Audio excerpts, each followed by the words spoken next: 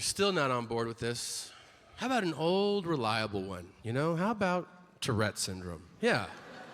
Maybe you've heard of that. If you haven't, let me tell you. When I was in 5th grade, my parents sent me to a new school on a Wednesday. I'll never forget. It was a Catholic school, and on Wednesdays, they had Mass. So picture you're a new student at a new school, you don't know anybody, and the first thing you're doing is you're going to church. So I walk in, and the priest starts the service. He goes, in the name of the Father, and the Son, and the kid in the row in front of me goes, fuck your cunt. And I was like, oh, Nobody did anything, no one batted an eye. He just goes, Holy Spirit, starts reading from the Bible. This kid goes, lick my balls, and fuck you. I am laughing so goddamn hard. But I know I'm not supposed to laugh. It sounds like I'm having a stroke. I'm 10. I'm like,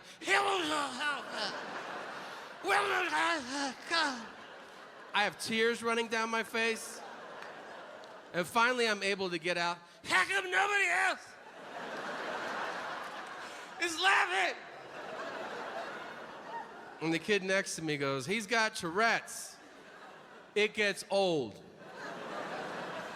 3 years I was at that school. That shit never got old. That was the greatest gift God ever bestowed upon me. And I'll tell you this, the greatest day of my life, up until the day my son was born, was the day we had a substitute teacher that year, and they didn't warn her about him. Your imagination is serving you correctly. It was glorious. I watched a 10-year-old boy break a grown woman's spirit.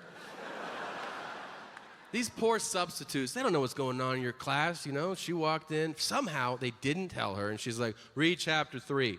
And then his tics would build, meaning they would start small. So he would sit in class and be like, hey.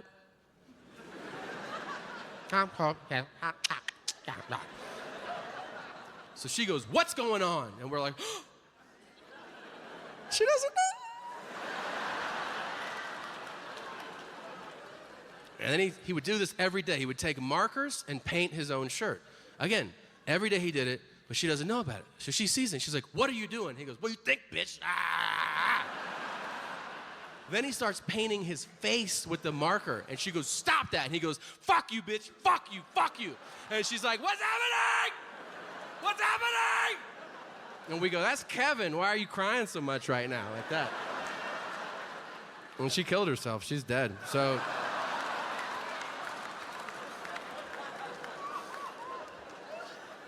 She's out of teaching, but she's fine. So. I know. When you guys are like, Jesus, he's a real jerk. You can't say retarded anymore. It was just here, don't you remember? Retarded, it's gone. People get very upset. I don't really support the arguments against it. Like when people are like, you shouldn't say it. And you're like, why? They're like, what if there's one over there? And you're like, we never said it like that. We were never like, look at that guy. You didn't say it like that.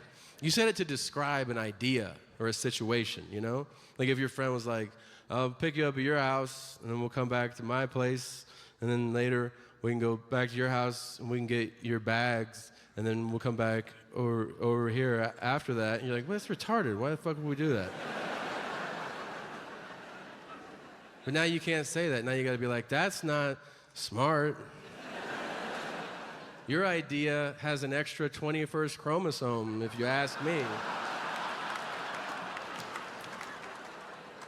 It's not the same. You can't say that's gay. Damn. I used to abuse that expression, I'm not gonna lie.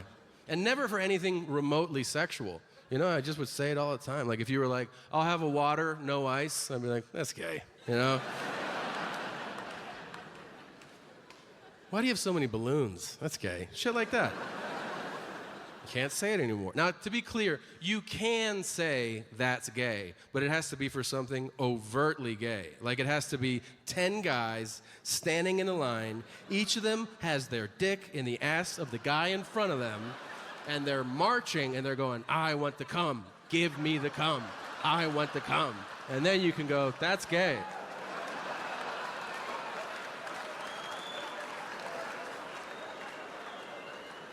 And even then, they're like, take it easy. And you're like, all right, Jesus.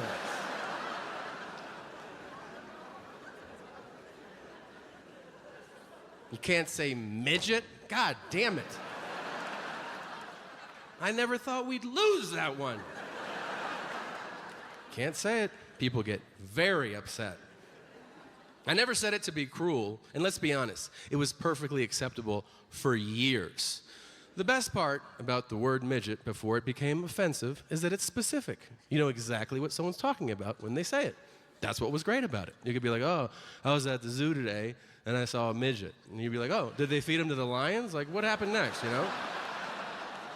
But now, I can't say that. Now I gotta be like, I saw a little person. And you're like, was it a child or? I'm like, no, under 4'11" with the hands. Oh, okay. Now you know what I'm saying. So, you might be sitting in your seat now going like, well, Tom, what can we still say? What can we say? I'll tell you what you can say. White racial slurs. All of them. Let her rip. Cracker, Mick, Kraut, Polak, Frog, Guinea, Wop, Honky. Have fun. Say them all you want. And if you're not white and you're going, wait, are you saying that I can say those? That's exactly what I'm saying. Nobody cares. Call up your Italian friend tomorrow and be like, hey, you fucking Guinea. And he'll go, I don't care. I don't give a shit. It's not a historically disenfranchised group.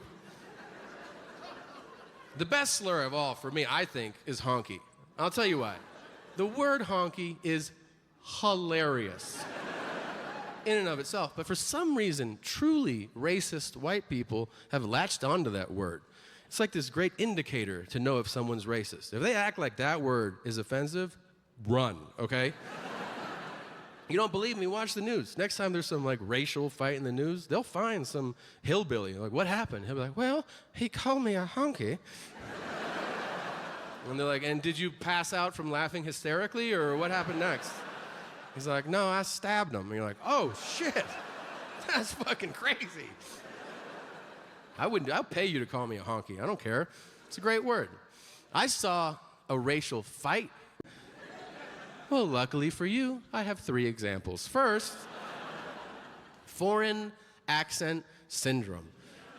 Some of you know about it, some of you don't. It's real. You can look it up on your way out of here. Some people experience head trauma. Not funny. But they wake up speaking their native language with a foreign accent. Very funny. I defy you to watch interviews with these people and not piss yourself laughing. Do you understand? Like a farmer in Alabama who's normally like, that guy hits his head and is now like, the tractor trailer, it fell.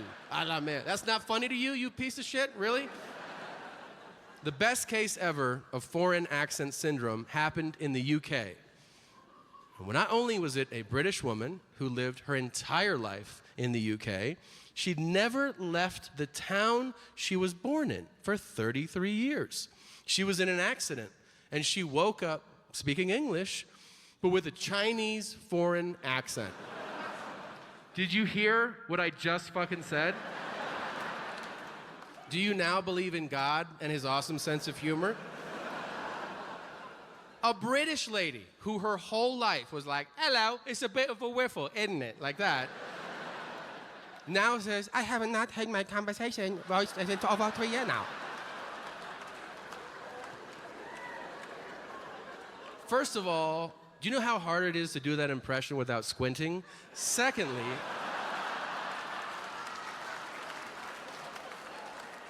if you're getting uncomfortable, like, whoa, he's mocking an Asian accent? No, she's white. This is fine. A white British lady just happens to say, would you like a cup of tea? Tastes good? You want milk? You want biscuit? Oh, good. You want me to suck the dick now? I don't know, whatever. She's a nice British lady. She can say whatever she wants. Now, if you're sitting in your seat right now and you're like, I don't think it's funny. Well, don't get your tits in a tussle. I got 2 more for you. So,